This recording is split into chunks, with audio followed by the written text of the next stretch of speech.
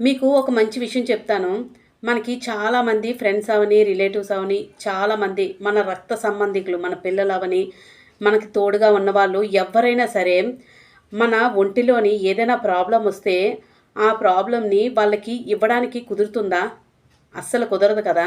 అదే నీ దగ్గర డబ్బు గానీ, మరొకటి ఏ వస్తువున్నా కూడా వాళ్ళకి ఇవ్వడానికి కుదురుతుంది గానీ, నీ ఒంటిలోనున్న ఏ ప్రాబ్లమ్ వచ్చినా, ఏ రోగం వచ్చినా కూడా అది నువ్వే భరించాలి. ఎంత కష్టమైనా, ఎలాంటి వాళ్ళైనా, ఎంత డబ్బున్న వాళ్ళైనా మన ఒంటిలో వచ్చిన బాధని మనమే భరించాలి.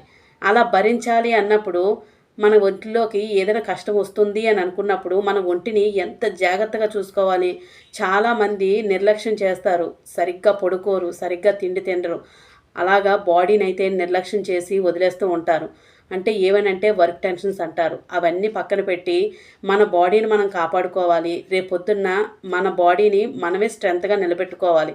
అంతేగాని ఎవరు మన బాడీకైతే తోడుగా రారు కదా! మన ప్రాబ్లమ్స్‌ని ఎవరు తీసుకోలేరు కదా మన బాడీలో నుంచి. అందువల్ల మన బాడీని మనమే స్ట్రెంగ్త్‌గా ఉంచుకోవాలి. మన హెల్త్‌ని మనమే జాగ్రత్తగా కాపాడుకోవాలి. చాలామంది నెగ్లెక్ట్ చేస్తున్నారు ఈ రోజుల్లో హెల్త్‌ని. అలా నెగ్లెక్ట్ చేయకండి. జాగ్రత్త పడండి.